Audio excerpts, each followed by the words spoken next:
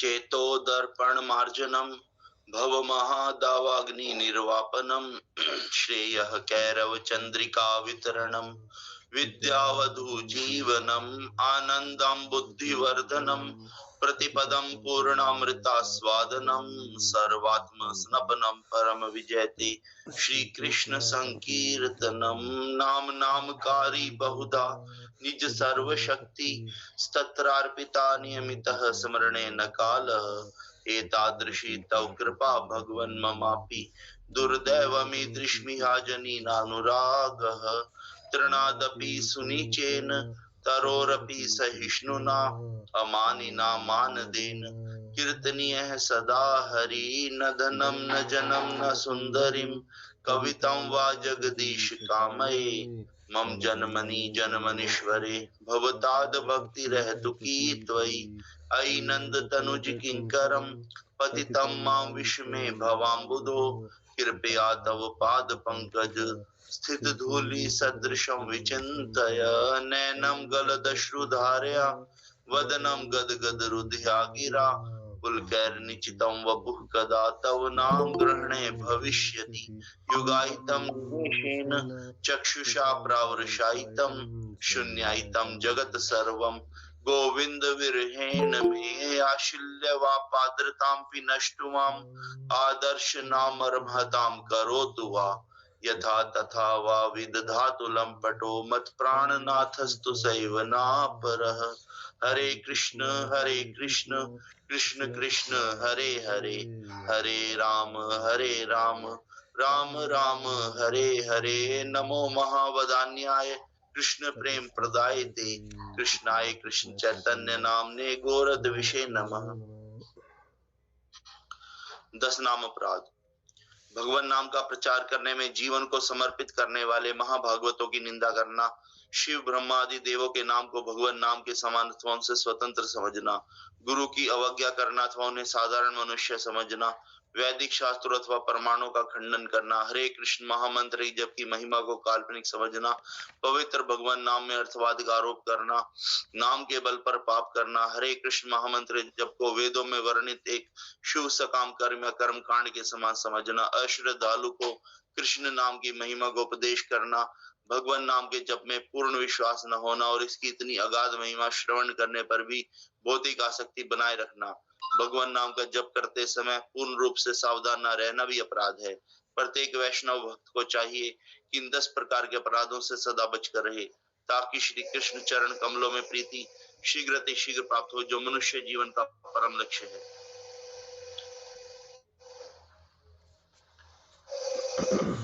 ओम अज्ञानतिमिरान्धस्य ज्ञानाञ्जनशलाकया चक्षुरुन्मीलितं येन तस्मै श्रीगुरवे नमः। श्रीचैतन्यमनोभीष्टं स्थापितं येन भूतले स्वयं रूपः कदा मह्यं ददाति स्वपदान्तिकम्।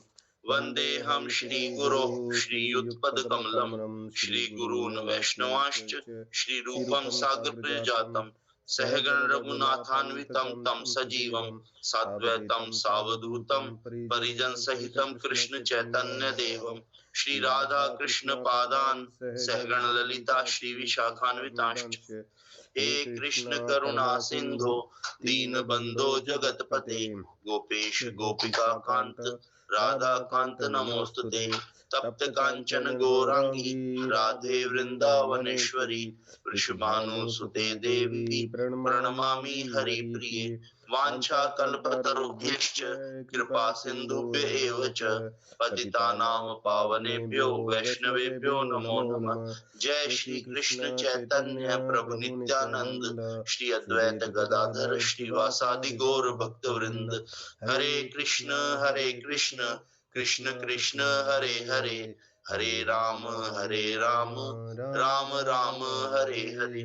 नमो विष्णुपादाय कृष्ण प्रेष्ठाय भूतले श्रीमते भक्ति वेदांत स्वामिनीति नामिने। नमस्ते सारस्वते देवे गौरवाणी प्रचारिणे निर्विशेष शून्यवादी पाश्चात्य देश तारिणे।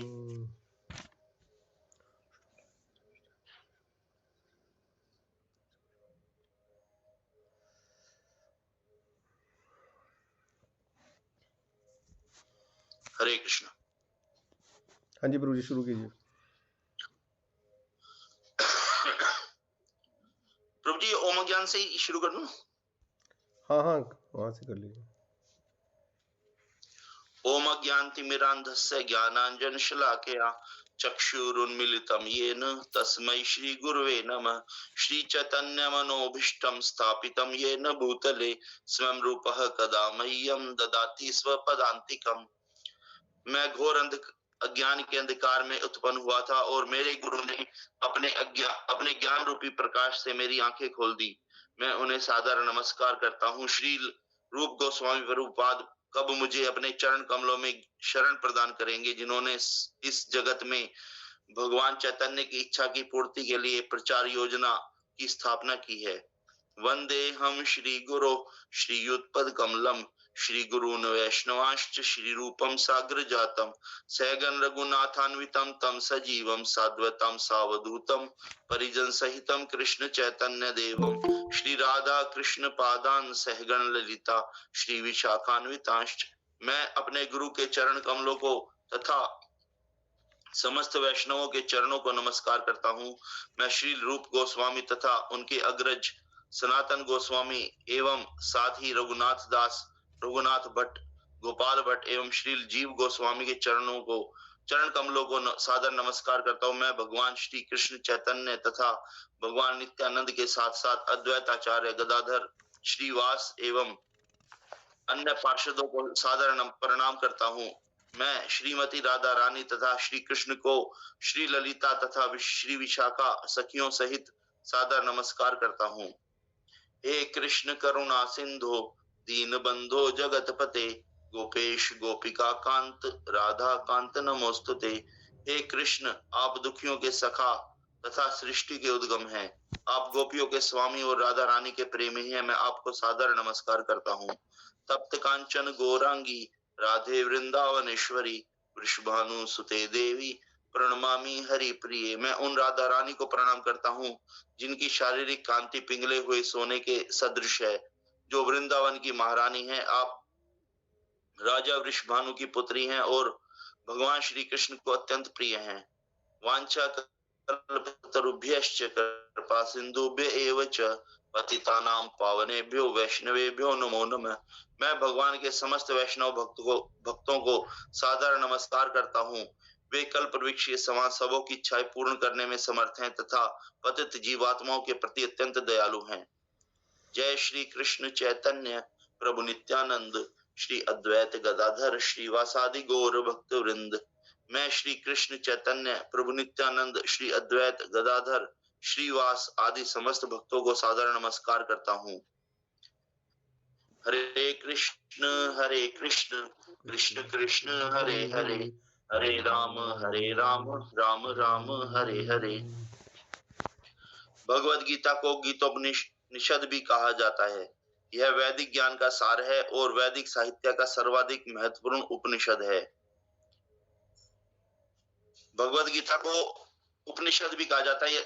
यदि कोई कहे कि मैंने उपनिषद पढ़ा है तो वो कह सकता है कि मैंने भगवद गीता को उपनिषद के रूप में पढ़ा हुआ है। निसंदेह भगवद गीता पर अंग्रेजी भाषा में अनेक भाष्य प्राप्त हैं। अतः एक अन्य भाष्य की आवश्यकता के बारे में प्रश्न किया जा सकता है। जिस समय प्रभुपाद ये भगवद गीता का तात्पर्य लिख रहे थे तो उस समय अंग्रेजी भाषा में कई भाष्य यानी कि कई टिप्पणियां या कई टीकाएं उपलब्ध थी भगवद गीता की।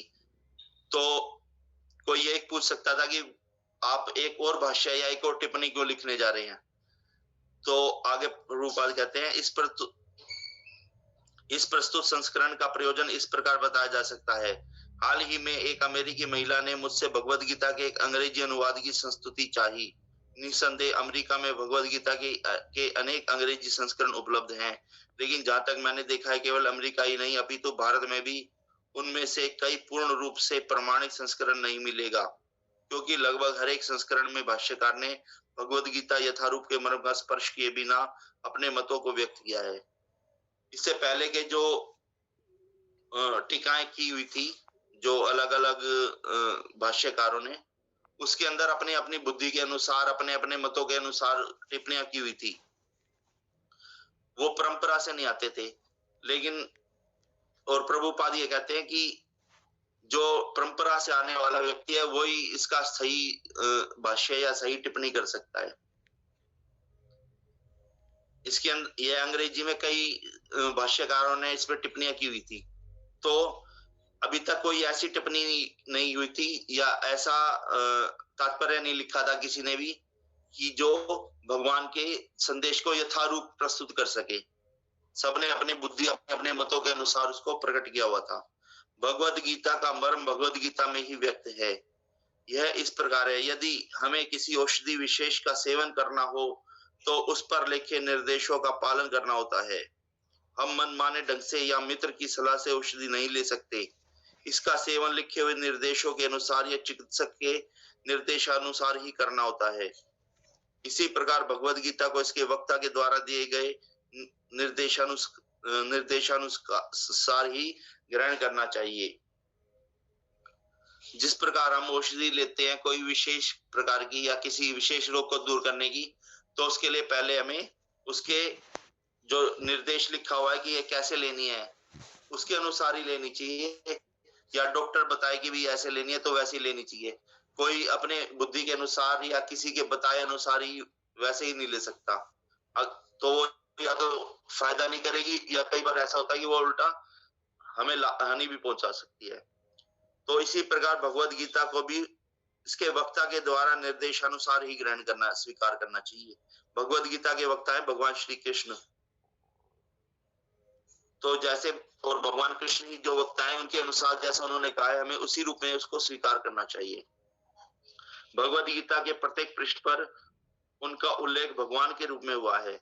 निसंदेह भगवान शब्द कभी कभी किसी भी अत्यंत शक्तिशाली व्यक्ति या किसी अन्य शक्तिशाली देवता के लिए प्रयुक्त होता है, और यहाँ पर भगवान शब्द निश्चित रूप से भगवान श्री कृष्ण को एक महान व्यक्तित्व वाला बताता है। भगवान आमतौर पे हम किसी भी देवता या किसी अन्य शक्तिशाली व्यक्ति को कह देते हैं, लेकिन सही मायनों में भगवान श्री कृष्ण ही भगवान है, जो कि परम शक्तिशाली है, परम नियंता है, परम भोक्ता है। किंतु साथ ही हमें यह जानना होगा कि भगवान श्री कृष्ण पूर्ण पुरुषोत्तम भगवान है, जैसा कि शंकराचार्य, रामानुजाचार्य, माधवाचार्य, निम्बार्क स्वामी, श्री चैतन्य महाप्रभु तथा भारत के वैदिक ज्ञान के अन्य विद्वान आचार्यों ने पुष्टि की है। जो हमारे आचार्य हुए हैं, जो संत पुरुष हुए, उन्होंने भी सबको भगवान श्री कृष्ण को, सबने भगवान श्री कृष्ण को ही परम पुरुषोत्तम भगवान माना है।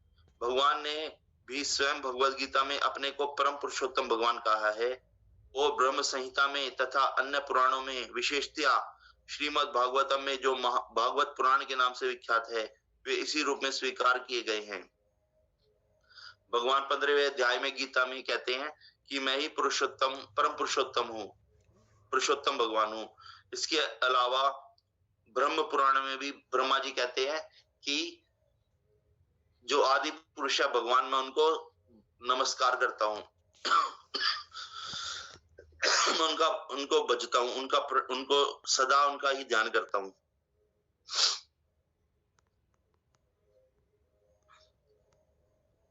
कृष्णस्तु भगवान स्वयं। अतः भगवद गीता हमें भगवान ने जैसे बताई है वैसे ही स्वीकार करनी चाहिए। भगवद गीता के चतुर्थ अध्याय में 4:1-3 भगवान कहते हैं, इमं विवस्वते योगम प्रोक्तवाहनम व्यवम विवस्वान मनवे प्राह मनु ऋक्ष्वाक्वे ब्रवीत एवं परंपरा प्राप्त मीमं राजर्षियो विदुः स काले ने महता योगो नष्टः परंतप स एवायं मया तेद्य योगः प्रोक्तः पुराणतनः भक्तोसी में सखा चेति रहस्यम येत दुत्तमम्। यहाँ पर भगवान अर्जुन को सूचित करते हैं कि भगवद गीता की यह योग पद्धति सर्वप्रथम सूर्यदेव को बताई गई। सूर्यदेव ने इसे मनु को बताया और मनु ने इसे इक्ष्वाकु को बताया।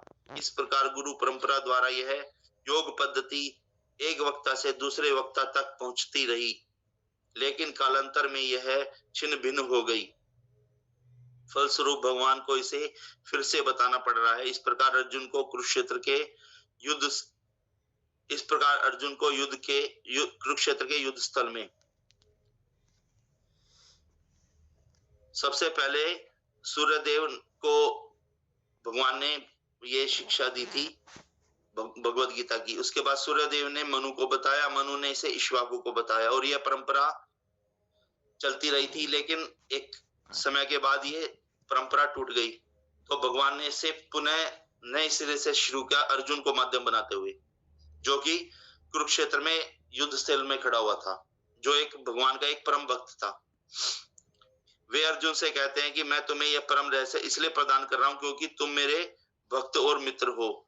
इसका तात्पर्य यह है कि भगवत गीता एक ऐसा ग्रंथ है जो विशेष रूप से भगवत भक्त के लिए है, भगवत भक्त के निमित्त है। इससे यह पता चलता है कि भगवत गीता को भगवान से एक भक्त ही ग्रहण कर सकता है जो शुद्ध होता है, शुद्ध भक्त होता है। हम कई बार किसी को भी भगवत गीता दे देते हैं, लेकिन वो पढ़ता वही है जो एक भक्त है, जो आत्म साक्षात के लिए उत्सुक है, जिज्ञासु है, जो भगवान को जानना चाहता है। वो यह जानना चाहता है कि मैं कौन हूं, मैं यहाँ किस लिए आया हूं। तो वही उसको भगवत गीता को पढ़ सकता है। आध्यात्मवादियों की 3 श्रेणियां हैं, ज्ञानी, योगी और भक्त, या कि निर्विशेषवादी, ध्यानी और भक्त।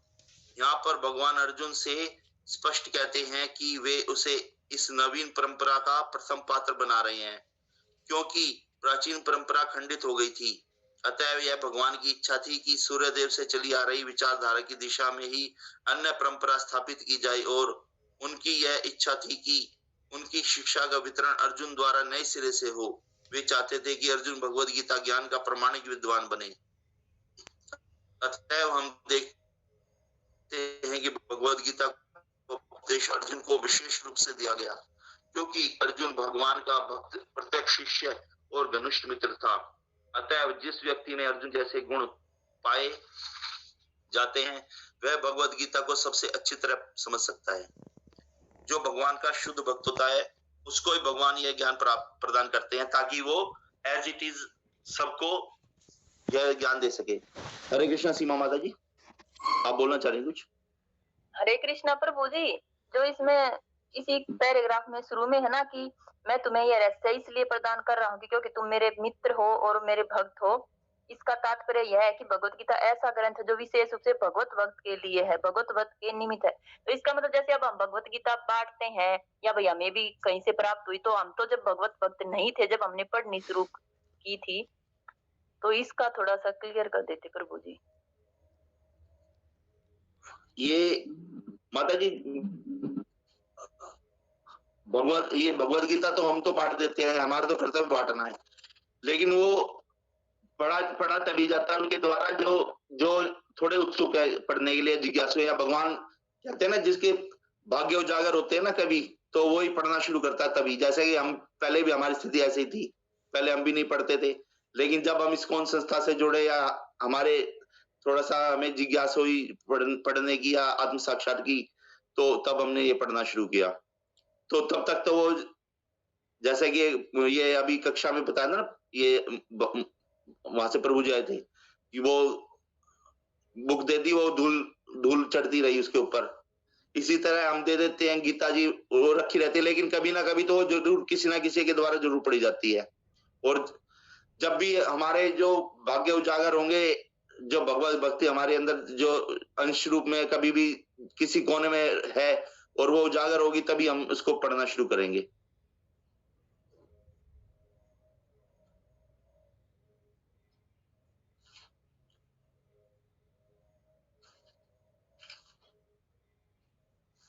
कहने का तात्पर्य है कि भक्त को भगवान से प्रत्यक्ष रूप से संबंधित होना चाहिए। जो ही कोई भगवान का भक्त बन जाता है, त्यों ही उसका सीधा संबंध भगवान से हो जाता है। यह एक अत्यंत विशद विषय है, लेकिन संक्षेप में बताया जा सकता है कि भक्त और भगवान के मध्य 5 प्रकार का संबंध होता है। जब भगवान भक्त बन जाता है भगवान का, तो वह प्रत्यक्ष रूप से उससे संबंधित हो जाता है। वो भगवान से विभिन्न प्रकार से आदान प्रदान रहता है। हरे कृष्णा प्रभु जी। प्रभु जी, जो शब्द आया ना, यह एक अत्यंत विशद, विशद का मतलब क्या होता है?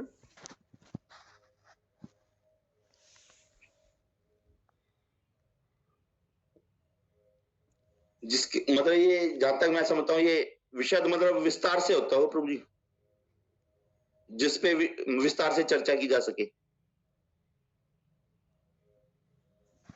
हाँ जी, ठीक है प्रभु जी।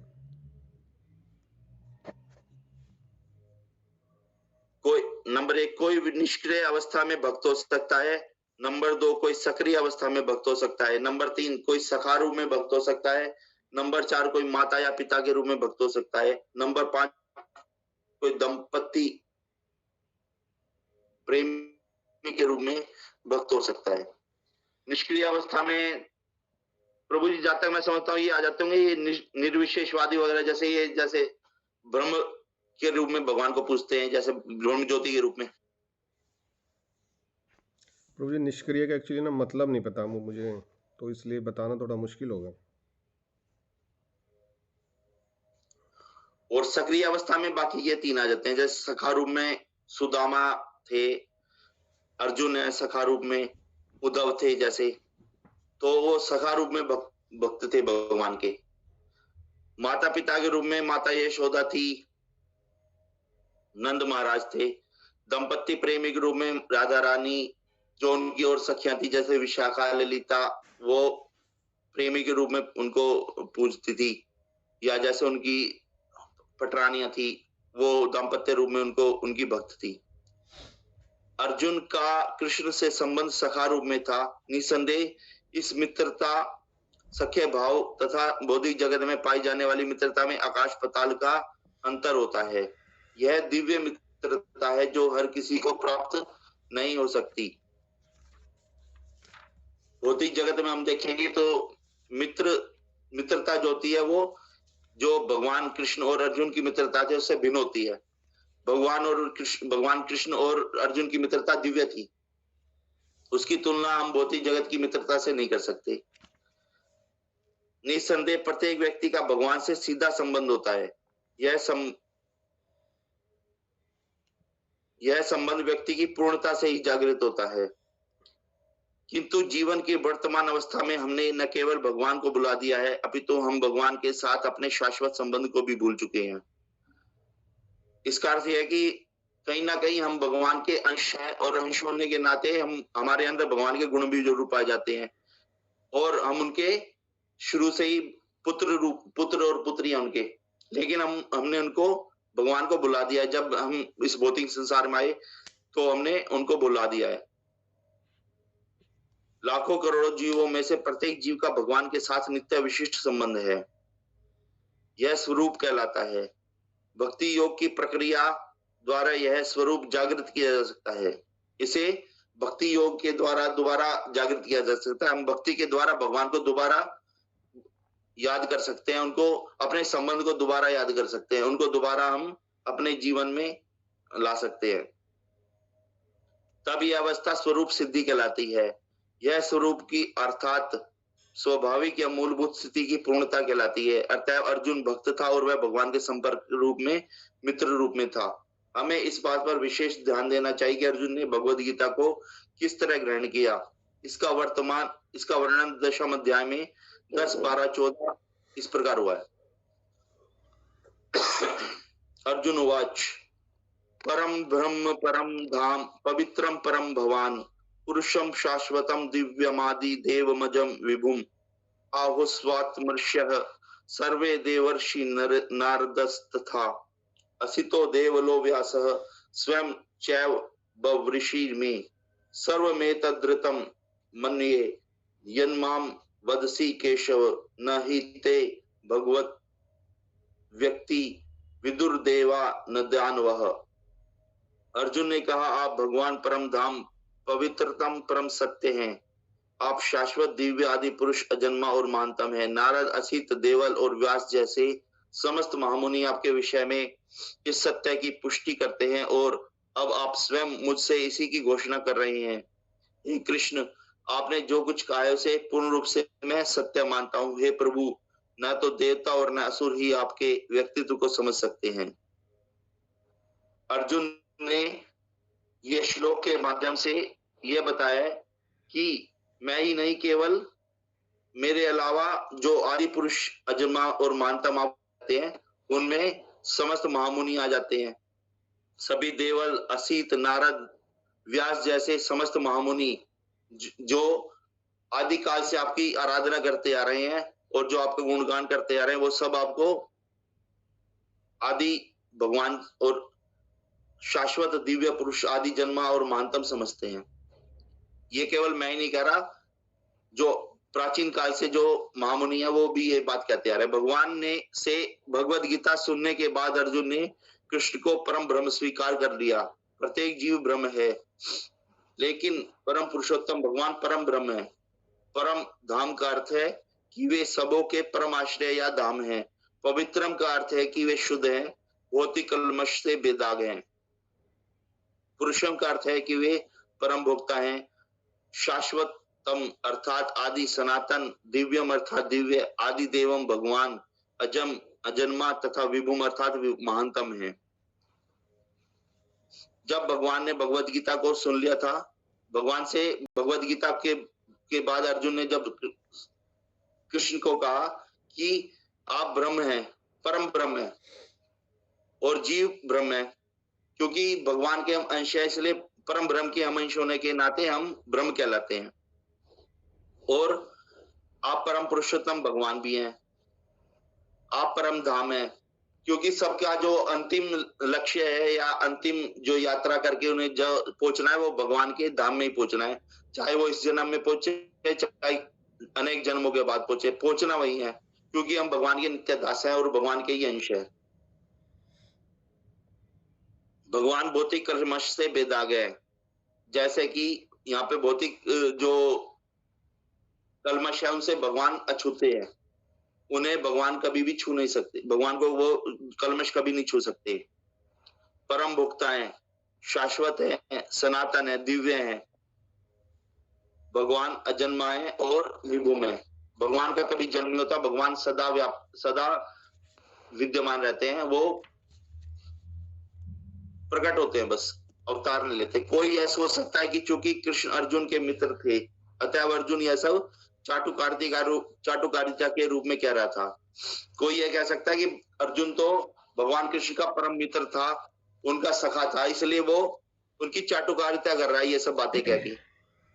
लेकिन अर्जुन भगवत गीता के पाठकों के मन में इस प्रकार के संदेह को दूर करने के लिए अगले श्लोक में इस प्रशंसा की पुष्टि करता है, जब वह यह कहता है कि कृष्ण को मैं भगवान नहीं मानता, मैं ही नहीं भगवान मानता, अपितु नारद, असीत, देवल और व्यासदेव जैसे महापुरुष भी भगवान स्वीकार करते हैं। ये केवल मैं ही नहीं कह रहा, मेरे अलावा नारद, असीत, देवल और व्यास जैसे महापुरुष भी भगवान को श्री कृष्ण को ही भगवान और महापुरुष स्वीकार कर रहे हैं। ये सब महापुरुष हैं जो समस्त आचार्यों द्वारा स्वीकृत वैदिक ज्ञान का वितरण करते हैं। ये सब जो महापुरुष हैं, ये सब आचार्यों के द्वारा स्वीकृत वैदिक ज्ञान का प्रचार करने में लगे रहते हैं। अतः अर्जुन श्री कृष्ण से कहता है कि वे जो कुछ भी कहते हैं उसे वह पूर्ण सत्य मानता है। भगवान कृष्ण ने जो भी गीता में कहा है वह सब पूर्ण सत्य है और उसको वह स्वीकार करता है। और केवल वही नहीं, वो जैसा कि उसने नाम गिनाए, नारद, असीत, देवल, व्यासदेव जैसे महापुरुष भी उनको भगवान महापुरुष के रूप में जो भगवान है उनको भगवान मानते हैं। सर्व में तद्रतम मन्ये, आप जो कुछ कहते हैं उसे मैं सत्य मानता हूँ। अर्जुन यह भी कहता है कि भगवान के व्यक्तित्व को समझ पाना बहुत कठिन है, यहाँ तक कि बड़े बड़े देवता भी उन्हें नहीं समझ पाते। अतः मानव मात्र भक्त बने बिना भगवान कृष्ण को कैसे समझ सकता है। भगवान को हर कोई नहीं समझ सकता। कोई जो भगवान की भक्ति करने लगता है, धीरे धीरे उसका मन शुद्ध होता है, धीरे धीरे वो सतोगुण में आता है, तो वो भगवान के कार्यकलापों को समझ सकता है, भगवान के नाम, रूप, गुण और लीलाओं को भली भांति समझ सकता है। अतः भगवत गीता को भक्ति भाव से ग्रहण करना चाहिए, भक्ति भाव से भगवत गीता को ग्रहण करना चाहिए। किसी को यह नहीं सोचना चाहिए कि वह कृष्ण के तुल्य है, और ना ही यह सोचना चाहिए कि कृष्ण एक सामान्य पुरुष हैं या कि एक महान व्यक्तित्व है।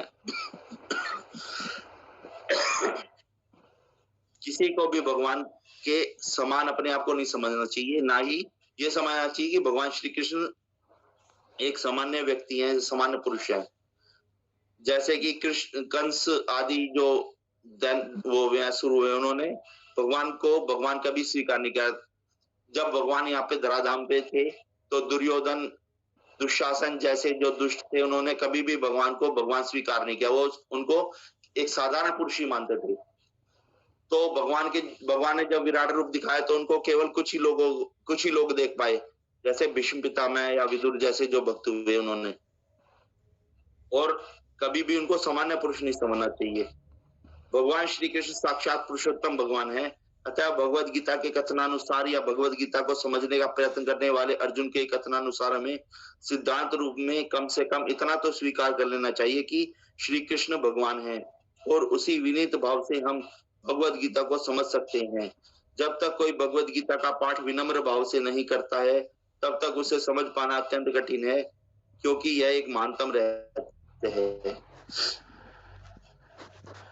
जैसा कि अर्जुन ने कहा कि भगवान श्री कृष्ण परम पुरुषोत्तम भगवान है, हमें उनकी बातों को सत्य मानते हुए भगवान के संदेश को ग्रहण करना चाहिए। हरे कृष्णा प्रभु जी। हरे कृष्णा प्रभु जी, आपने जैसे बताया ना कि भगवान का जो विराट रूप था वो अर्जुन के अलावा भीष्म देव भी देख पाए, पर मेरे को डाउट है कि शायद वो नहीं देख पाए थे। सिर्फ युद्ध भूमि में अर्जुन ने ही उनका रूप देखा था, और क्योंकि दिव्य दृष्टि संजय को मिली थी तो उन्होंने देखा था और देवतागण देख पाए थे बस। नहीं प्रभु जी, जब ये शांति दूत बन के गए थे ना दुर्योधन की सभा में, धृतराष्ट्र की सभा में शांति दूत बन के गए थे, तो उस टाइम दुर्योधन बंदी बनाना चाहता था भगवान को। हाँ, उस समय तो भगवान कहते हैं मुझे पकड़ सको तो पकड़ लो, तुम किसी के अंदर इतनी शक्ति है तो भगवान अपना विराट रूप दिखाते हैं। तो जैसा कि इसमें बताते हैं, ये महाभारत में भी दिखाते हैं, और मैंने और भी पढ़ा था एक जगह, तो उसमें जो देख पाए उसमें विदुर और भीष्म पितामह थे केवल, बाकी सबकी जो आंखें थी वो उनको देख नहीं पाई। उसमें सुनाते हुए जिसके पास ये दृष्टि है वो देख सके तो देख ले। तो उसमें मतलब अर्जुन और जो पांडव थे और विदुर और भीष्म पितामह देख पाए थे उनको। ठीक है प्रभु जी।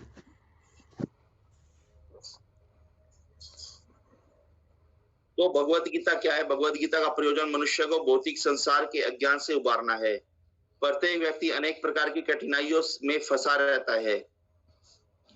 जिस प्रकार अर्जुन भी कुरुक्षेत्र में युद्ध के लिए कठिनाई में था, अर्जुन ने श्री कृष्ण की शरण ग्रहण कर ली। फलस्वरूप इस भगवत गीता का प्रवचन हुआ। जिस प्रकार हम भौतिक संसार में अज्ञानता से घिरे हुए हैं, भौतिक संसार के कार्यकलापों में घिरे हुए हैं, उस प्रकार अर्जुन भी कठिनाइयों में फंसा हुआ था। वह दुविधा में था कि अब क्या करे, क्योंकि उसके सामने उसके सगे संबंधी थे। वो उनसे युद्ध करे या युद्ध छोड़कर कहीं संन्यास ले ले या इधर कहीं वनों में चला जाए। वो इस प्रकार की कठिनाइयों में था। श्री कृष्ण ने जान करके अपना रथ जो है उनके मध्य में लाए थे, ताकि वो इस प्रकार के प्रश्न कर सके और दुविधा में पड़ जाए, क्योंकि भगवान श्री कृष्ण उसके माध्यम से उसको निमित्त बना के सभी को ये संदेश सुनाना चाहते थे। फलस्वरूप भगवत गीता का प्रवचन हो पाया। केवल अर्जुन वरन हम में से प्रत्येक व्यक्ति इस भौतिक जगत केवल अर्जुन वरन हम में से प्रत्येक व्यक्ति इस भौतिक जगत अस्तित्व के कारण चिंताओं से पूर्ण है। हमारा अस्तित्व ही अनस्तित्व के परिवेश में है। वस्तुतः हमें अनस्तित्व से भयभीत नहीं होना चाहिए। हमारा अस्तित्व सनातन है, लेकिन हम किसी न किसी कारण से असत में डाल दिए गए हैं। असत का अर्थ है उससे है जिसका अस्तित्व नहीं है। ये जो यहाँ पे अनस्तित्व की बात कर रहे हैं, इसका मतलब यह है कि हमने अपने लिए समस्या खुद खड़ी कर लिया। हम जब इस भौतिक जगत में आए तो हमने भगवान को बुला दिया है। जो हमारा भगवान से जो नाता है, हमारा संबंध है, हमने उसको बुला दिया है। तो ये समस्याएं जो खड़ी की हमने स्वयं खड़ी कर ली हैं। लेकिन हम जिस प्रकार अर्जुन ने अपने अस्तित्व अर्जुन ने उनसे प्रश्न किया, इस प्रकार हमें भी अपने गुरुजनों से या शास्त्रों को पढ़कर अपने प्रश्नों का हल निकालना चाहिए। कष्ट भोगने वाले अनेक मनुष्यों में केवल कुछ ही ऐसे हैं जो वास्तव में यह जानने के जिज्ञासु हैं कि वे क्या हैं, इस विषम स्थिति में वो क्यों डाल दिए गए हैं, आदि आदि। जब तक मनुष्य को अपने कष्टों के विषय में जिज्ञासा नहीं होती, जब तक उसे यह अनुभूति नहीं होती कि वह कष्ट भोगना नहीं अपितु सारे कष्टों का हल ढूंढना चाहता है, तब तक उसे सिद्ध मानव नहीं समझना चाहिए। इसका अर्थ यहाँ पे आत्म साक्षात्कार से है कि मैं यहाँ पे मैं कौन हूँ, यहाँ क्यों आया हूँ, भगवान कौन है, भगवान मैं यहाँ पे विषम स्थिति में क्यों डाल दिया गया हूँ। और इन सब प्रश्नों के उत्तर हमें गुरुजन परम वैष्णव दे सकते हैं। और जो इस प्रकार के प्रश्न करता है वो इसका मतलब जिज्ञासु है, उसके वो इस तरह का व्यक्ति ही भगवत गीता को पढ़ने का पात्र है और समझने का पात्र भी है। मानवता तभी शुरू होती है जब मन में इस प्रकार की जिज्ञासा उदित होती है। मानव तभी कहलाता है मनुष्य जो जब वह इस तरह के प्रश्न करता है, क्योंकि इससे पहले तो खाना पीना सोना मैथुन यही उसके जीवन में रहते हैं केवल। लेकिन जब वो इस प्रकार के प्रश्न करता है तो इसका मतलब वो अपना बुद्धि का प्रयोग कर रहा है, और मनुष्य के अंदर ही बुद्धि पाई जाती है, नहीं तो उसके बाकी के जो सब कार्य हैं पशु तुल्य ही होते हैं। ब्रह्म सूत्र में इस जिज्ञासा को ब्रह्म जिज्ञासा कहा गया है, अर्थात तो ब्रह्म जिज्ञासा। मनुष्य के सारे कार्यकलाप असफल माने जाने चाहिए यदि वह पर ब्रह्म के स्वभाव के विषय में जिज्ञासा ना करे। जब तक वो इस तरह की जिज्ञासा नहीं करता तब तक उसे पशु के तुल्य ही समझना चाहिए, क्योंकि उसके सारे कार्यकलाप पशु के समान ही रहते हैं। जब वह इस तरह की जिज्ञासा करता है तब उसे ज्ञान होता है कि भगवान कौन है, मैं कौन हूँ, मैं यहाँ किस लिए आया हूँ। उसको अपने और भगवान के संबंध के बीच में संबंध का पता चलता है। अतः जो लोग यह प्रश्न करना प्रारंभ कर देते हैं कि वे क्यों कष्ट उठा रहे हैं या वे यहाँ कहाँ से आए हैं और मृत्यु के बाद कहाँ जाएंगे, वे ही भगवत गीता को समझने के सुपात्र विद्यार्थी हैं। निष्ठावान विद्यार्थी में भगवान के प्रति आदर भाव भी होना चाहिए। अर्जुन ऐसा ही विद्यार्थी था। जैसे कि अर्जुन सुपात्र था, उसने वह एक भक्त था। ये नहीं है कि वो पहले से ही उसे कुछ ज्ञान नहीं था या इस बारे में जो उसने प्रश्न किए उसके बारे में पता नहीं था, लेकिन उसने कई बार भक्त जो औरों की कल्याण हेतु भी प्रश्न करता है। जैसे कि महाराज परीक्षित ने भी सुखदेव गोस्वामी से कई ऐसे प्रश्न किए जो हमारे लिए थे, सामान्य व्यक्तियों के लिए। और ऐसा व्यक्ति विद्यार्थी सुपात्र होता है जो ब्रह्म जिज्ञासा करे कि मैं कौन हूँ, यहाँ किस लिए आया हूँ, मुझे यहाँ किस लिए डाल दिया गया है, भगवान कौन है, उसे ही ब्रह्म जिज्ञासु कहा जाता है। जब मनुष्य जीवन के वास्तविक प्रयोजन को भूल जाता है तो भगवान श्री कृष्ण विशेष रूप से उसी उद्देश्य की पुनर्स्थापना के लिए अवतार लेते हैं। तब भी असंख्य जागृत हुए लोगों में से कोई एक होता है जो वास्तव में अपनी स्थिति को जान पाता है, और वह भगवद गीता उसी के लिए कही गई है। हरे कृष्णा माता जी। प्रभु जी, इसमें एक है ना जो खुला पैराग्राफ में बताया ना कि निष्ठावान विद्यार्थी में भगवान के प्रति आदर भाव होना चाहिए। और अर्जुन ने यही बताया जैसे भी यहाँ है तो हम भगवान के प्रति हमारा सम्मान होना चाहिए, जिससे हम प्रसन्न कर सकते हैं अपने गुरुजनों से जैसे आवाज नहीं आ रही थी गुरुजी, ये माता जी आप अपना पहले ये दीपक माता जी के जिन्होंने ज्वाइन कर रखा ना, अपने को अनम्यूट कीजिए माता जी। हरे कृष्णा। हरे कृष्णा। माता जी वो नहीं आ रही राजकुमारी माता जी से अनम्यूट कीजिए आप। जी ये आपका ना म्यूट नहीं है, इसे म्यूट कर लीजिए, आपने अनम्यूट किया हुआ है। अभी बोलिए माता जी। हमारी अभी आवाज हाँ माता जी। तो प्रभु जी मैं इसी में यही बता रही थी कि जो इसमें लिखा है ना कि निष्ठावान विद्यार्थी में भगवान के प्रति आदर भाव होना चाहिए, और अर्जुन ऐसा ही विद्यार्थी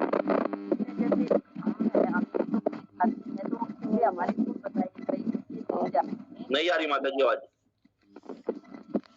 राजकुमारी माता जी, आप म्यूट कीजिए ना।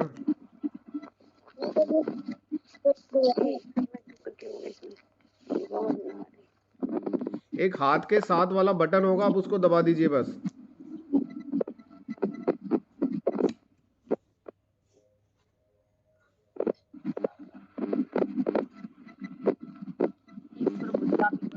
माता जी, आपने फिर उसको अनम्यूट कर दिया।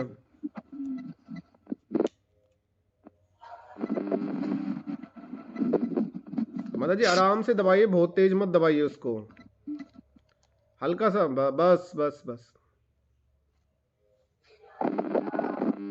इसमें जैसे अर्जुन है तो अर्जुन के, और या हमारे जैसे अर्जुन भी एक विद्यार्थी और हम भी एक विद्यार्थी, तो हमारे गुण बताए गए हैं कि हमें निष्ठा भाव से मतलब सुनना चाहिए, और भगवान के प्रति निष्ठा, भगवान के प्रति हमारा जो निष्ठा है, भगवान के प्रति जानने के इच्छुक होंगे तभी कुछ हम जान पाएंगे। जैसे हम स्कूल में भी जब कुछ सीखने का हमारा मुख्य होगा, हम ध्यान कहीं होगा तो हम कैसे सीख पाएंगे।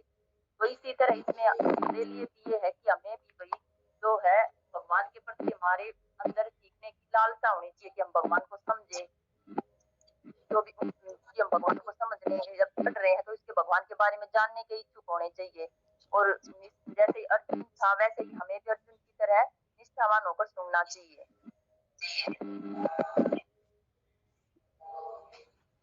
हाँ ठीक है माता जी आपने। तो यहाँ पे मतलब यही है कि जब तक हमारे अंदर वो आदर भाव नहीं होगा गुरु के प्रति या जो शिक्षक के प्रति, एक तरह से यहाँ शिक्षा प्रदान कर रहे थे, जैसे शिक्षा के प्रति जब तक हमारे अंदर विनम्र भाव नहीं होगा, उसके प्रति आदर सम्मान नहीं होगा, तो तब तक हम उसकी बातों को ध्यान से नहीं सुनेंगे। तो अर्जुन के ये अंदर ये पहले से विद्यमान थी, ये आदर भाव और निष्ठा जो थी ना। तो हमें भी उसी तरह से जैसे अर्जुन ने सीखा, उसी तरह से हमें भी निष्ठावान और नम्र बनकर के ही सीखना चाहिए और ग्रहण करना चाहिए। जब मनुष्य जीवन के वास्तविक प्रयोजन को भूल जाता है, तो भगवान श्री कृष्ण विशेष रूप से उसी उद्देश्य की पुनर्स्थापना के लिए अवतार लेते हैं। तब भी असंख्य जागृत हुए लोगों में से एक होता है जो वास्तव में अपनी स्थिति को जान पाता है, और भगवद गीता उसी के लिए कही गई है। वस्तुतः हम सभी अविद्या रूपी बागिन के द्वारा निगल लिए गए हैं, लेकिन भगवान जीवों पर, विशेषतः मनुष्यों पर कृपालु हैं। इसी उद्देश्य से उन्होंने अपने मित्र अर्जुन को अपना शिष्य बनाकर भगवद गीता का प्रचार किया। जो अज्ञान रूपी मतलब अज्ञानता मतलब हमें जो पहले ज्ञान नहीं था कि हम यहाँ मनुष्य हैं तो किस लिए है, हमें ये बात भक्ति के क्षेत्र में आने के बाद ही पता चली कि हम यहाँ पर भगवान की भक्ति क्यों कर रहे हैं, किसी क्या प्रयोजन है। हमारा प्रयोजन है भगवान को पुनः प्राप्त करना, उनके धाम में जाना। तो जब तक हमें यह ज्ञान नहीं था तब तक हम भी अज्ञानी थे। तो यहाँ पर जो अज्ञान रूपी भागिन है उसने हम लोगों को निगल रखा था उस समय।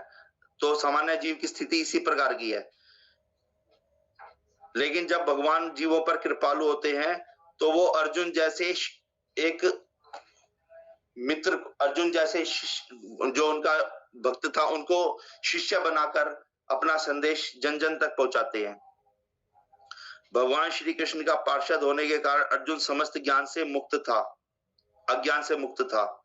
लेकिन कुरुक्षेत्र के युद्ध स्थल में उसे अज्ञान में डाल दिया गया ताकि वह भगवान श्री कृष्ण से जीवन की समस्याओं के विषय में प्रश्न करे, जिससे भगवान उनकी व्याख्या भावी पीढ़ियों के मनुष्यों के लाभ के लिए कर दे और जीवन की योजना का निर्धारण कर दे। तब मनुष्य तदनुसार कार्य कर पाएगा और मानव जीवन के उद्देश्य को पूर्ण कर सकेगा। जिस समय ये युद्ध होना था तो अर्जुन कहता है कि केशव इस रथ को वहां ले चलो जहां से मैं देख सकूं कि मेरी ओर से कौन कौन लड़ रहा है और सामने से कौन कौन लड़ रहा है। तो भगवान जो है जानबूझकर उस रथ को ऐसी जगह ले जाते हैं बीचों बीच जहां से उसे अपने सगे संबंधी दिखाई दे, उनके सामने ले जाकर खड़ा कर देता है और वहां पर खड़ा करता है जो जिनसे वो ज्यादा प्यार करता है, जैसे भीष्म पितामह, द्रोणाचार्य है, कृपाचार्य है, ताकि भगवान उसको दुविधा में डाल दे। भगवान जानबूझकर भगवान ने ऐसा किया और हुआ भी ऐसे ही। वो दुविधा में पड़ गया। जब उसने देखा कि मेरे सामने मेरे पिता हैं, मेरे आचार्य हैं, मेरे गुरु हैं, मैं इन पर बाण कैसे चलाऊंगा, तो वो इस दुविधा में पड़ जाता है कि मैं क्या करूं। भगवान फिर उसको यह संदेश देना शुरू करते हैं। हरे कृष्णा प्रभु जी। हरे कृष्णा प्रभु जी।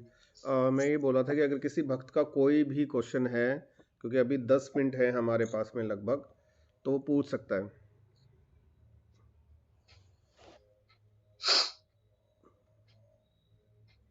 लक्ष्मी माता जी आपके पास कोई है, या राजकुमारी माता जी, कृष्णा माता जी? हरे कृष्णा। नहीं प्रभु जी, अच्छा समझा रहे हैं, आ रही है समझ। चलिए ठीक है प्रभु जी, फिर आप कंटिन्यू कीजिए। भगवद गीता की विषय वस्तु में 5 मूल सत्यों का ज्ञान निहित है। सर्वप्रथम ईश्वर के विज्ञान की और फिर जीवों की स्वरूप स्थिति की विवेचना की गई है।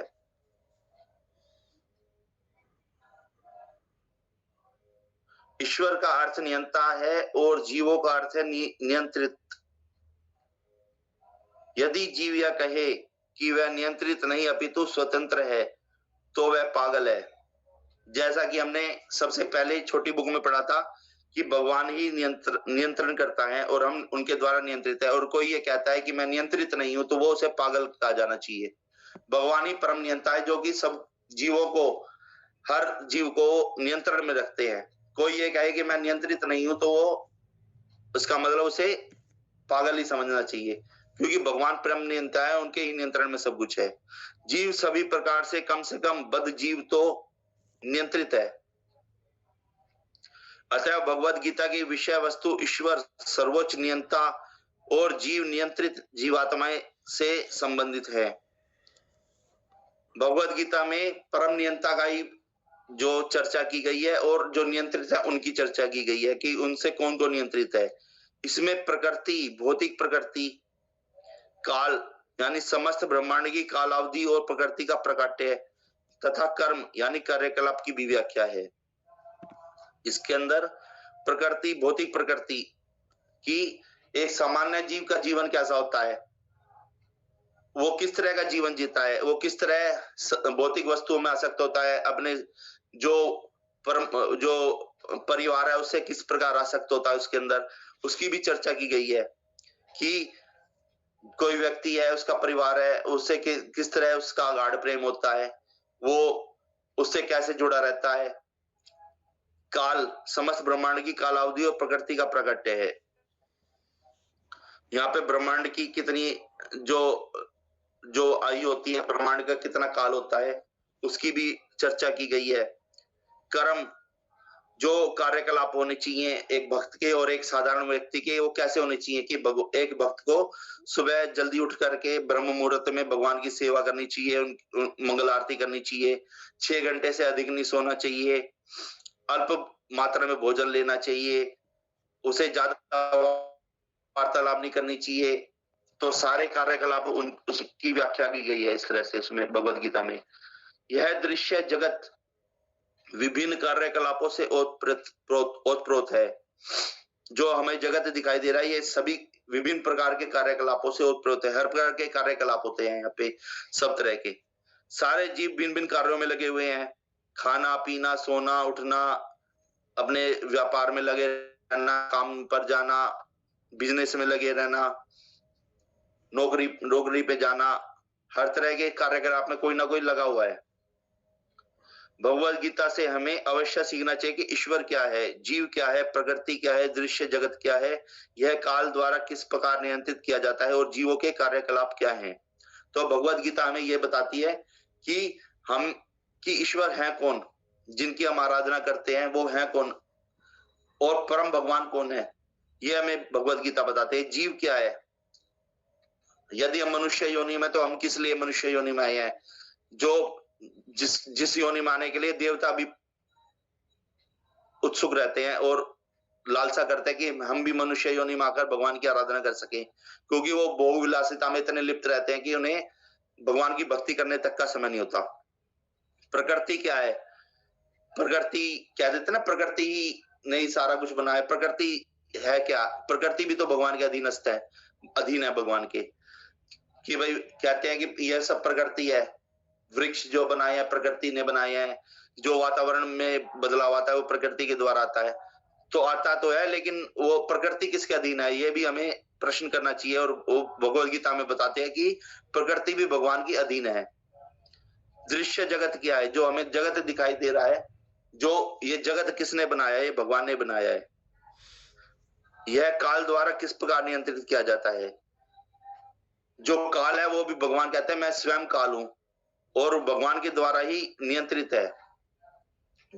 और जीवों के कार्यकलाप क्या हैं, जो भी जीव कार्यकलाप कर रहे हैं वो किस लिए कर रहे हैं, क्यों कर रहे हैं, और उनके कार्यकलाप किस तरह से होते हैं, ये सब भगवान के ही अध्यक्षता में होते हैं सब।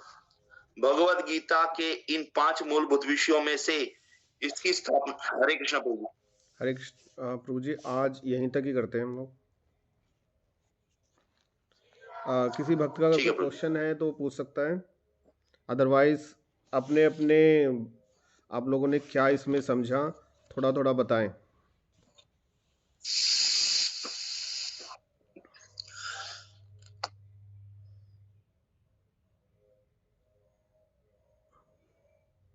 हरकेश माता जी आप बताइए।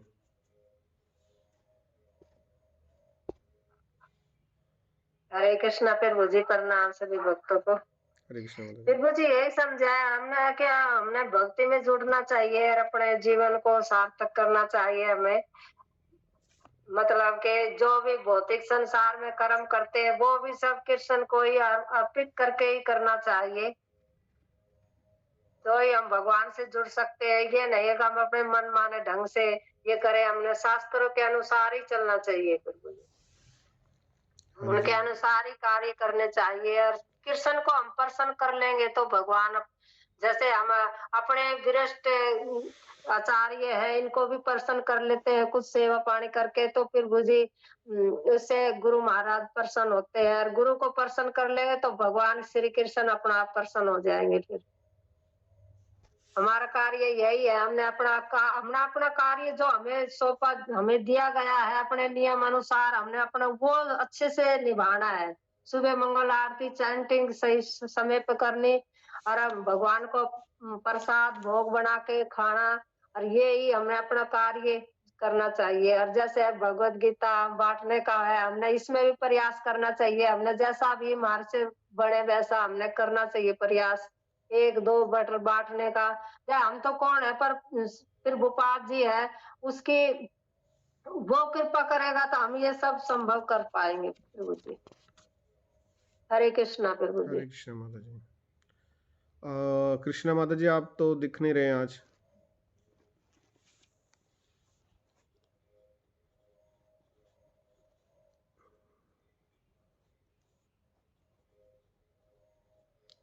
हाँ जी माता जी।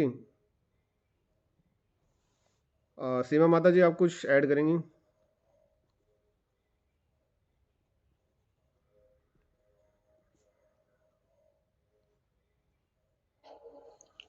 अनम्यूट करो माता जी, अनम्यूट।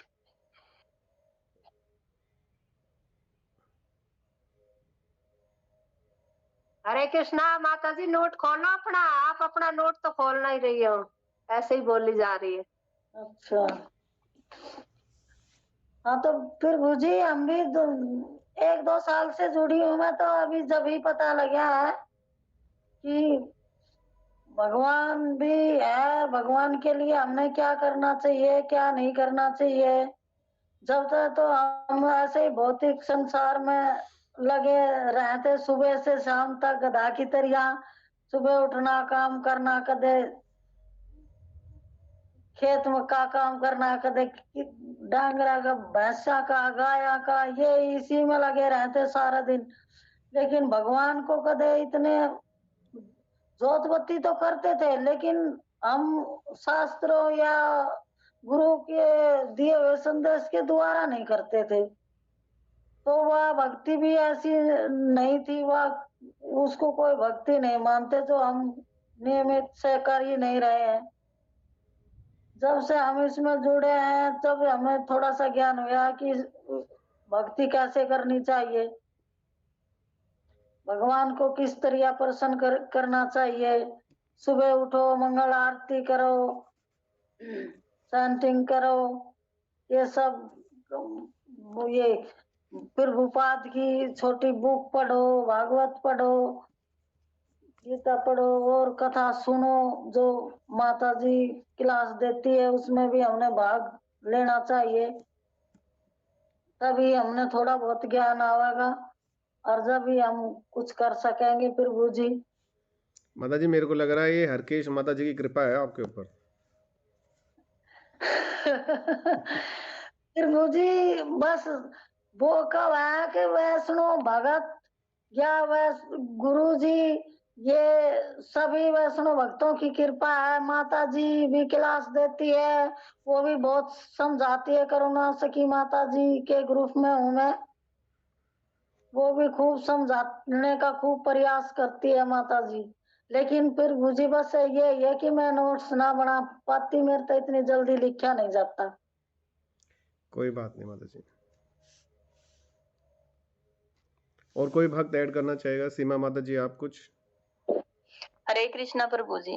हरे कृष्ण माता जी। प्रभु जी तो मेरे तो मतलब यही समझ में आया कि जो हम इसमें क्या बताया गया कि जो भगवान है, भगवान श्री कृष्ण है, वो परम नियंता है और हम भगवान के द्वारा नियंत्रित है। और इसमें बताया गया कि जैसे हमें भगवान के साथ अपना संबंध स्थापित करना है, चाहे वो पुत्र के रूप में हो या भाई सखा के रूप में या पति के रूप में या जैसे दाम्पत्य है, तो उसके रूप में हमने भगवान के साथ अपना संबंध स्थापित करना है। और इसमें बताया गया कि जो मनुष्य जीवन का है वो लक्ष्य है, वो क्या है, और भगवान ने जो मनुष्य जीवन हमें दिया है वो क्यों दिया है, उसका क्या लक्ष्य है। तो इसमें और जो मनुष्य जीवन है उसमें वो ये एक ऐसा है जो 84 लाख योनियों में कि जिसे हम भगवान को प्राप्त कर सकते हैं, क्योंकि मनुष्य ये वो तटस्था है जो मतलब भौतिकता की तरफ भी आ सकता है और भगवान के पास भी जा सकता है। तो सिर्फ हमें ये स्वतंत्रता है कि हम भगवान को प्राप्त कर सकते हैं और भगवान को समझ सकते हैं। प्रभु जी हरे कृष्ण माता जी। प्रभु जी ने बहुत सुंदर बताया और प्रभु जी की क्लास तो होते ही माइंड ब्लोइंग है। प्रभु जी किसी को मौका नहीं देते कि कुछ क्वेश्चन पूछ सके, हम लोग साथ साथ उसका सॉल्यूशन देते चलते हैं, इतने अच्छे से एक्सप्लेन करते हैं। ये जो हम भूमिका पढ़ रहे हैं इसके बारे में थोड़ा सा मैं आप लोगों को बताऊंगा। ये भूमिका शील प्रभुपाद ने, आई थिंक उनका पहला लेक्चर है ये जो आप देख रहे हैं ना, ये बुक अमेरिका के अंदर, जब उनके भक्तों ने बात किया था कि प्रभुपाद लेक्चर दें, तो एक ऑडिटोरियम उन्होंने बुक किया। उस ऑडिटोरियम में प्रभुपाद जी को वहाँ लेक्चर देना था। तो जब प्रभुपाद जी वहाँ गए तो वहाँ पर कोई भी नहीं था, ऑडिटोरियम बिल्कुल खाली पड़ा था, इक्का दुक्का ही लोग होंगे। तो फिर भी प्रभुपाद जी ने ये नहीं बोला ये तुमने क्या व्यवस्था की है, कोई आया नहीं, कैसा प्रचार करते हो तुम लोग। तो उन्होंने फिर भी उस खाली ऑडिटोरियम में ये लेक्चर दिया, और ये लेक्चर आज की डेट में हर भगवत गीता के भूमिका के रूप में है। तो अगर हम कहीं टेंपल भी जाएंगे और वहाँ कुछ क्लास हो रही होगी, उस क्लास में एक या दुक्का ही लोग मतलब भक्त लोग बैठे होंगे, तो भी जो वक्ता है, जो व्यास गद्दी पे आसीन होंगे, वो लेक्चर जरूर देते हैं। ये वहाँ से ये सीख मिलती है कि प्रभुपाद जी ने हमें ये सिखाया कि अगर कोई ना भी हो तो भी हमें लेक्चर देना, अपना अपना नित्य कार्य करना है। ठीक है, तो बस इतना से ऐड करूँगा, और बाकी प्रभु जी ने इतना सुंदर सुनाया बताया, तो इसके लिए उनका धन्यवाद हम अपने पारंपरिक तरीके से करेंगे बाय चैंटिंग हरे कृष्णा हरे कृष्णा हरे कृष्णा हरे कृष्णा कृष्णा कृष्णा हरे हरे, हरे राम राम राम हरे हरे। प्रभुपाद जी कहते थे ना कि जो आप सुनाओ, दीवार तो सुन रही है, कोई नहीं सुन रहा तो कोई ना प्रचार करो। हाँ जी, दीवार तो सुनेगी। और लेक्चर में ऐसा भी सुना है जब प्रभुपाद लेक्चर देते थे तो एक अलग से सीट खाली रख दी जाती थी। तो एक भक्त ने पूछा, प्रभुपाद आप हमेशा जब लेक्चर देते हैं तो एक अलग से सीट क्यों आप खाली रखवा देते हो? तो प्रभुपाद जी ने बताया कि यहाँ पर नारद मुनि आकर के बैठते हैं और उनके भगवान कृष्ण की महिमा को सुनते हैं। तो वो इतने ज़्यादा प्रभावशाली थे, इतने उनके एक एक शब्द में ना बहुत कुछ है। एक बार नित्यानंद प्रभु जी हमें बता रहे थे कि इनके शब्द के ऊपर तो आगे जो साइंटिस्ट हैं वो एक एक पैराग्राफ एक एक लाइन के ऊपर विवेचना करते हैं और हर चीज उनको साइंटिफिकली मिलती है, हर चीज उनको लॉजिकल मिलती है। चलिए ठीक है, तो फिर अभी हम इसको विराम देंगे। सो वंशा कलत्तरो भस्य कृपा सिंधु भैव च पतितानां पावनेभ्यो वैष्णवेभ्यो नमो नमः। वैष्णव ठाकुर की जय, जगत शिल प्रपाद की जय, सभी भक्तों की जय। हरे कृष्णा। प्रणाम सभी को। गौरव प्रभु की जय। जय। जय।